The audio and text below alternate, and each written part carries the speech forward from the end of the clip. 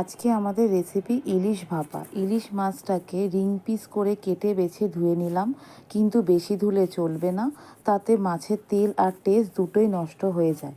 তারপর পরিমাণ মতো নুন, হলুদ, লঙ্কা, কাঁচা লঙ্কা, সাদা সর্ষে, কালো সর্ষে, পোস্ত ভালো করে শিল নোড়ায় বেটে নিতে হবে।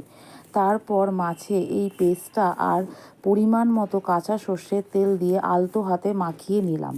তারপর সামান্য জল দিয়ে ফ্রাইং প্যানে সুন্দর করে সাজিয়ে নিতে হবে পরপর করে, যাতে মাছটা ভেঙে না যায়।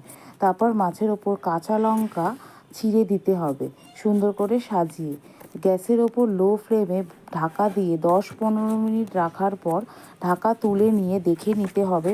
মাছটা ফুটে গেলেই তৈরি হয়ে যাবে আজকের টেস্টি রেসিপি আমাদের ইলিশ ভাপা।